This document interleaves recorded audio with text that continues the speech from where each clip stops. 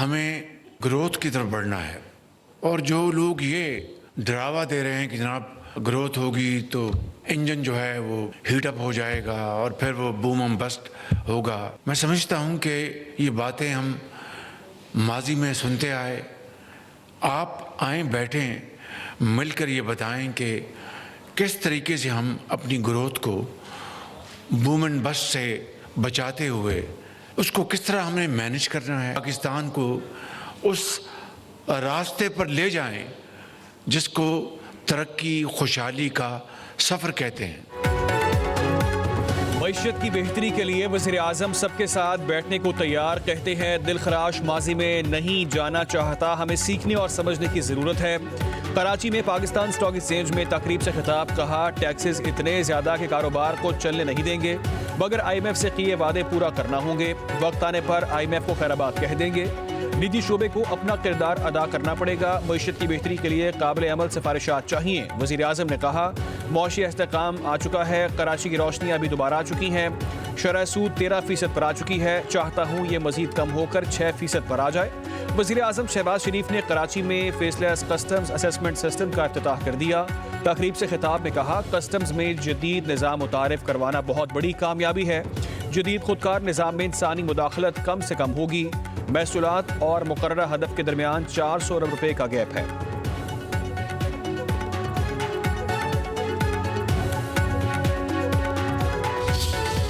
हसन नियाज़ी फौजी वर्दी को उसने एक डंडे पे टांग के उसकी इतनी तज़हीक की, उसको 10 साल कैद हो गई। आपको सियासी इख्तलाफ करने का हक है, तहजीब के दायरे में रह के भी सियासी मुखालफत हो सकती है। ये मकाफात अमली है जो आप भुगत रहे हैं। आज फौजी हैं, अगर हमारे साथ हैं तो बहुत अच्छे, अगर हमारे साथ नहीं है तो इनको गोलियां मार के शहीद कर दो, इनकी वर्दियों को डंडों पे टांग दो।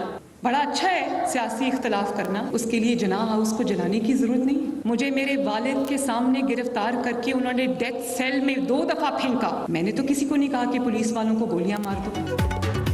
कौन सी सियासत बच्चों को कहती है किसी से उसका माँ बाप छीन लो, नौजवान किसी के इक़्तिदार की हवस का ईंधन ना बने, बहकावे में आने वाले आज जेलों में सड़ रहे हैं।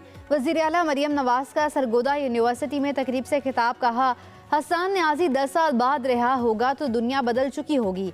जलाओ गिराओ का कहने वाला आपका हमदर्द नहीं, वादा करें कभी मुल्क के खिलाफ नहीं जाएंगे। पंजाब में स्कॉलरशिप्स पर 72 अरब रुपए खर्च हुए। स्कॉलरशिप्स देते हुए ये नहीं सोचा कि तालिब इल्म का ताल्लुक किस जमात से है। मैं आपकी वज़ीर आला और माँ हूँ, 1 लाख इलेक्ट्रिक बाइक्स तलबा को मुफ्त देंगे। अलीमा खान की PTI पर जारादारी की कोशिशें अपने भाई को सियासी मफादात के लिए इस्तेमाल करने के शवाहिद सामने आ गए। ज़राए के मुताबिक अलीमा खान बानी की जेल में कैद को सियासी मकासद के लिए इस्तेमाल करने लगीं। अलीमा खान की अपने social media operator Ehsan Alvi के साथ व्हाट्सएप पैगामात मंजरेआम पर आ गए। बानी को पॉट ऑफ गोल्ड से तशबीह दी, कहा हम क्यों बानी PTI के लिए जेल में एयर कंडीशन और बड़ा कमरा हासिल करके हालात को नॉर्मल दिखाएं। लोगों को दर्द महसूस होना चाहिए जो फ्रिज, AC और कमरा पेंट करवाने से नहीं होगा।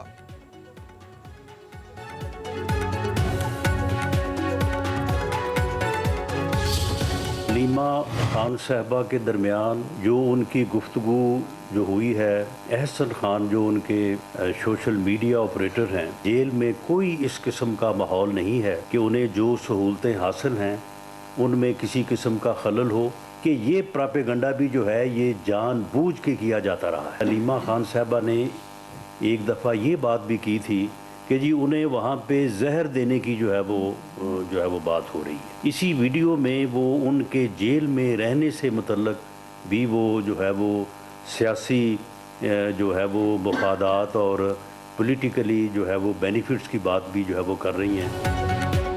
अलीमा खान ने बानी PTI के जेल में रहने के सियासी फवायद की बात की। जेल में जहर देने का प्रोपेगेंडा किया गया। जिस जमात के लोग इस तरह की साजिशें करें उनसे क्या तवक्को की जा सकती है। वज़ीर आज़म के मुशीर राना सनाउल्लाह की न्यूज़ कॉन्फ्रेंस, कहा PTI के लोग आपस में भी लड़ रहे हैं और इदारों से भी। ये लोग हमेशा सोशल मीडिया पर मुल्क मुखालिफ मुहिम चलाते हैं। जिस सोशल मीडिया ने उन्हें बड़ी जमात बनाया उसने उनका बेड़ा गर्क कर दिया। राना सनाउल्लाह ने कहा बानी की रहाई के लिए कोई दबाव नहीं, जहां से उन लोगों ने उम्मीदें लगा रखी हैं वहां से एक बयान तक नहीं आया। PTI रहनुमाओं की बातों से लगता है वो मुज़ाकरात में संजीदा नहीं।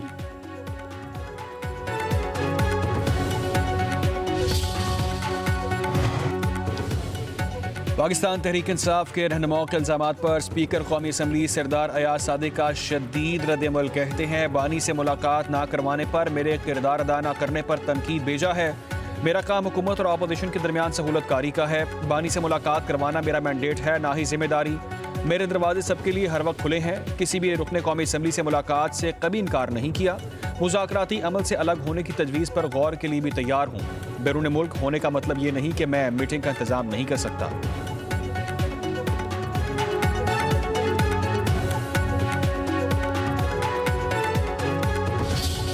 खान साहब ने इस बात का परमिशन दी है। आज खान साहब ने कहा है कि जो हमारे मुतालबात है वो बेशक आप इन राइटिंग दे दे, और इस मरतबा खान साहब ने ये भी कंसेशन की है कि मुलाकात कमेटी की नहीं भी होती तो एक मीटिंग हम कर लेते हैं, लेकिन अगर आइंदा नहीं होता तो फिर दोबारा देखें। बानी पीटीआई की कमेटी को हुकूमत के साथ मुज़ाकरात जारी रखने की हिदायत। दोनों मुतालबात तहरीरी तौर पर हुकूमती कमेटी को देने की इजाज़त भी दे दी। बैरिस्टर गौहर कहते हैं मुज़ाकरात के लिए तीसरी नशिस्त ज़रूर होनी चाहिए। मुज़ाकरात किसी डील के लिए नहीं बल्कि मुल्क और कौम के लिए कर रहे हैं। बैरिस्टर गौहर ने बानी की हाउस अरेस्ट की ऑफर के हवाले से अलीमा खान के दावे की तरदीद कर दी।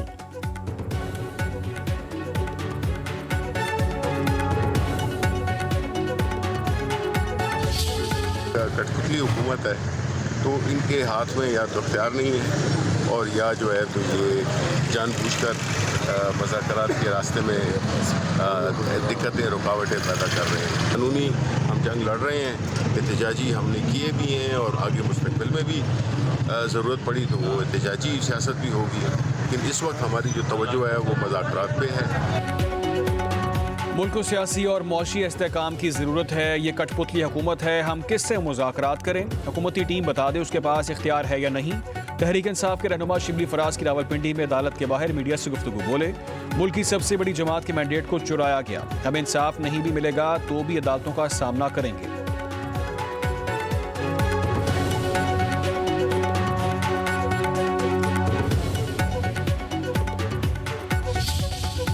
जितने भी इख्तलाफात हैं आपके सियासी हों या किसी भी किस्म के हों, उसका हल जो है मुज़ाकरात में। और कोई भी सियासी जमात, हुकूमत, सियासी पार्टी जो पार्लियामेंट में बैठी हो, पार्लियामेंट से बाहर बैठी हो, वो मुज़ाकरात से कभी भी भागते नहीं हैं। और बदकिस्मती से मेरा वो जो खदशा था वो सही साबित हो रहा है। और ये जो मुज़ाकरात की नाकामी है, पीटीआई के अपने जो सियासी एजेंडा है, जो पॉलिटिकल पार्टी का एक काम होता है, उसको वो शायद सबसे ज़्यादा नुकसान पहुँचाएंगे। मलीर एक्सप्रेस वे है जिसका नाम शहीद जुल्फ़िकार अली भुट्टो एक्सप्रेस वे रखा गया है, उसका इफ्तिताह 11 जनवरी को चेयरमैन पाकिस्तान पीपल्स पार्टी बिलावल भुट्टो ज़रदारी साहब करेंगे। खदशा है बानी पीटीआई मुज़ाकरात कामयाब नहीं होने देंगे। वज़ीर बल्दियात सिंध सईद गनी की कराची में मीडिया से गुफ्तगू। कहा तहरीक इंसाफ चाहती है कि मुल्क में अदम इस्तेहकाम हो, कोई भी इख्तलाफात हों उनका हल मुज़ाकरात में ही है। मुज़ाकरात रुके तो पीटीआई को नुकसान होगा। मजीद बोले मलीर एक्सप्रेस वे के पहले फेज़ का 11 जनवरी को इफ्तिताह होगा। इस सड़क को मार्च में कायदाबाद तक खोल दिया जाएगा। मलीर एक्सप्रेस वे पर अगर ट्रैफिक की खिलाफवर्जी होगी तो टोल के साथ जुर्माना भी देना पड़ेगा।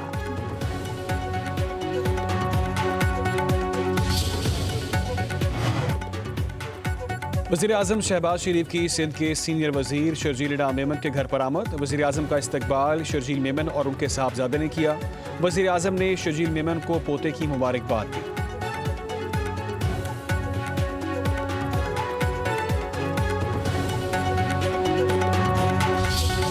की जो 24वीं मईशत बन चुकी थी उसको ला के अगले 4 साल में 47वीं मईशत खड़ा कर दिया। ये वो चैलेंजेस हैं जो पाकिस्तान को डिफ़ॉल्ट के किनारे पे ले आए थे। और वो दिन दूर नहीं जब पाकिस्तान कॉमिटी ऑफ नेशन में अपना सही मुकाम पाएगा। वो जो सफारती तन्हाई थी वो भी ख़त्म हो चुकी है। पाकिस्तान की सिफारती तन्हाई खत्म हो चुकी है। बैरूनी सरमायाकारों का मुल्क पर एतमाद बढ़ रहा है। अब मईशत बेहतरी की तरफ गामजन है। नायब वज़ीर आज़म इसहाक डार का पाकिस्तान स्टॉक एक्सचेंज में तकरीब से खिताब। बोले 2017 में उभरती हुई मुल्की मईशत को तबाह किया गया। पाकिस्तान को डिफ़ॉल्ट के दहाना पर पहुँचाया गया। पाकिस्तान अंदरूनी और बैरूनी कर्जों के बोझ तले दबा हुआ है। मुल्क पर 130 अरब डॉलर का कर्जा है। नई मंडियों की तलाश वक्त की अहम ज़रूरत है।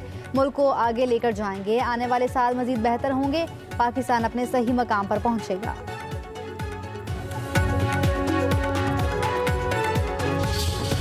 मुल्क को इंशाल्लाह आगे से लेके जाना है और सस्टेनेबल ग्रोथ की तरफ लेके जाना है, the stock exchange has to play a very very important role. कि इस मुल्क की जो डिपेंडेंस है on the banking industry is huge, whether is financing to the infrastructure, whether is financing for the SMEs।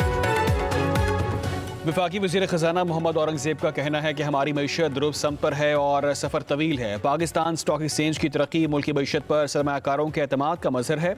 IMF के साथ मुआहदे से मईशत इस्तेहकाम की राह पर गामज़न हुई है। खसारे में चलने वाले सरकारी इदारों में इस्लाहात पर काम शुरू कर दिया गया है। FBR में डिजिटलाइजेशन का आगाज़ कर रहे हैं। मईशत का पहिया चलाने के लिए तवानाई के शोबे में इस्लाहात नागुज़ीर हैं।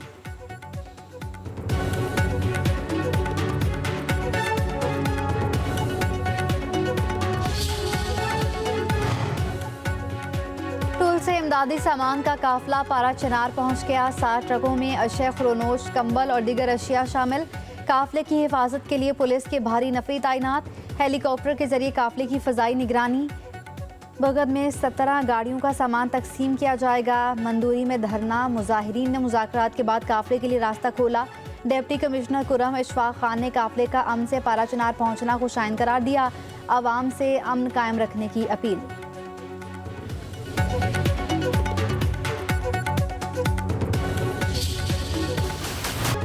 सिविलियंस का मिलिट्री कोर्ट्स में ट्रायल APS जैसे मुजरिमान के लिए था। क्या तमाम सिविलियंस से वही बर्ताव किया जा सकता है जैसा APS आने में किया? फौजी अदालतों के केस में जस्टिस मुसरत हिलाली के रिमार्क्स। जस्टिस जमाल मंदोखेल ने कहा, आर्मी एक्ट में सिविलियंस का ट्रायल किया जा सकता है या नहीं? क्या ये सिर्फ मखसूस शहरियों के लिए था? हमारे बहुत से जवान शहीद होते हैं, क्या हमलावरों का भी मिलिट्री ट्रायल होगा? शुहदा के मुकदमात फौजी अदालतों में क्यों नहीं चलते? जस्टिस जमाल मंदोखेल ने मजीद कहा कि आइन के मुताबिक रूल्स मुअत्तल होते हैं, ख़त्म नहीं होते। आर्टिकल 5 के मुताबिक राइट्स मुअत्तल नहीं हो सकते। नौमी वाले मुल्जिमान तो आर्म्ड फोर्सेस से ताल्लुक नहीं रखते। आजकल एक इस्तिलाह एक्स सर्विस मैन की है, ये एक्स सर्विस मैन भी नहीं थे। चले हम सिर्फ शहरी के इस्तिलाह से इस्तेमाल करते हैं। वज़ारत दिफा के वकील ख्वाजा हारिस ने दलाइल दिए, सिविलियंस का फौजी अदालत में ट्रायल हो सकता है। जस्टिस नईम अख्तर अफगान ने कहा, ख्वाजा साहब लगता है कि आपकी तैयारी मुकम्मल नहीं। 5 रुकनी बेंच ने आर्मी एक्ट की कुछ दफात कलअदम की हैं। अगर हम भी इन दफात को कलअदम रखें फिर तो सिविलियंस का खसूसी अदालतों में ट्रायल हो ही नहीं सकता। जस्टिस मोहम्मद अली मजहर ने रिमार्क्स दिए, इंटरनेशनल सतह पर कोई मिसाल दिखा दें जहां सिविलियंस का मिलिट्री ट्रायल हुआ हो।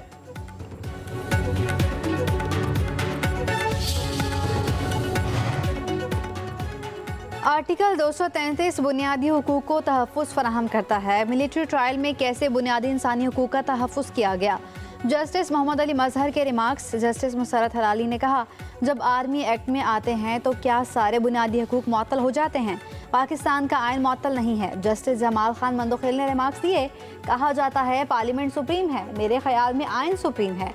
पार्लियामेंट का इख्तियार बिलाशुबा है कि कानून बनाने क्या क्या चीज़ जुर्म है। पार्लियामेंट चाहे तो कल कानून बना दे। तिरछी आंख से देखना जुर्म है।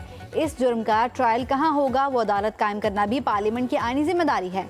आईने पाकिस्तान पार्लियामेंट को ये इख्तियार और जिम्मेदारी देता है। केस की समाअत कल तक मुलतवी। फौजी अदालतों से सजा याफ्ता मुल्जिमान को क्या सहूलियात मिल रही हैं? पंजाब हुकूमत ने रिपोर्ट सुप्रीम कोर्ट में पेश कर दी। रिपोर्ट के मुताबिक 27 कैदियों को जेल मैनुअल के मुताबिक तमाम सहूलियात दी जा रही हैं। दिन में 3 मरतबा गर्म और मयारी खाना दिया जाता है। बिस्तर और कंबल की सहूलत भी जेल हुकाम की जानिब से दी गई। कैदी हर जुमे को लवाहिकीन से मुलाकात कर सकते हैं। जस्टिस जमाल मंदोखेल ने रिमार्क्स दिए, मैं खुद 14 रोज़ जेल में रहा। सुबह नमाज के बाद बाहर छोड़ दिया करते थे। कुछ कैदी खेलते थे। जस्टिस मोहम्मद अली मजहर ने कहा, यह सिर्फ आपके लिए खसूसी रियायत देते होंगे। जस्टिस मुसरत हिलाली ने रिमार्क्स दिए कि कैदियों को बाहर निकलने दें, धूप लगवाने दें, उसमें क्या मसला है? एडिशनल एडवोकेट जनरल पंजाब ने कहा कि बाहर भी निकलने देंगे, तमाम कैदियों का ख्याल भी रखा जाएगा।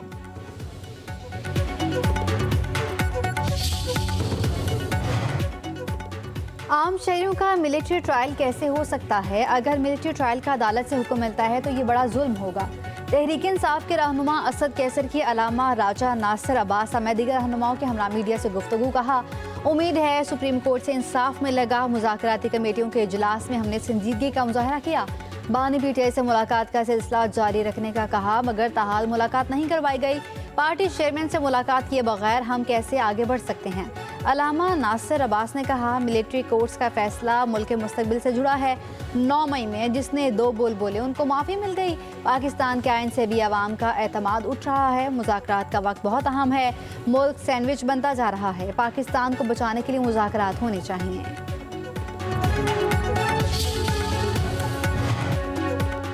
वज़ीर आला खैबर पख्तूनख्वा अली मीन गंडापुर इश्तिहारी करार। इस्लामाबाद की इंसदाद दहशतगर्दी अदालत ने बानी पीटीआई की नाहली पर एहतजाज के केस में हुक्म जारी किया। गैर हाजिर मुल्ज़िमान के वारंट गिरफ्तारी जारी कर दिए गए। उमर तनवीर बट भी इश्तिहारी करार। इश्तिहारी मुल्ज़िमान के खिलाफ केस की कार्रवाई दीगर मुल्ज़िमान से अलग कर दी गई। फैसल जावेद की दहशतगर्दी की दफात ख़त्म करने के लिए दरख्वास्त दायर। केस की समाअत 15 जनवरी तक मुलतवी। मुल्ज़िमान के खिलाफ थाना I-9 में 2022 में मुकदमा दर्ज किया गया था।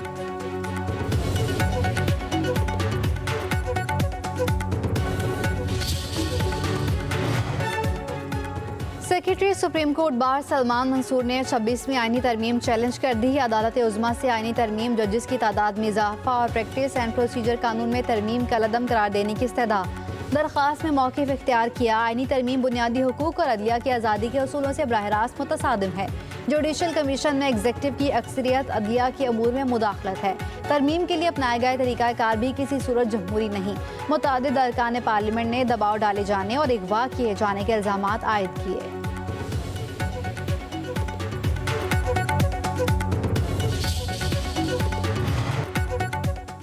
चेयरमैन पीपल्स पार्टी बिलावल भुट्टो जरदारी से मुत्तहिदा अरब अमारात के सफ़ीर हमद उबैद इब्राहीम की मुलाकात। जरदारी हाउस में होने वाली मुलाकात में 2 तरफ़ा ताल्लुकात मज़ीद मुस्तहकम करने पर बातचीत।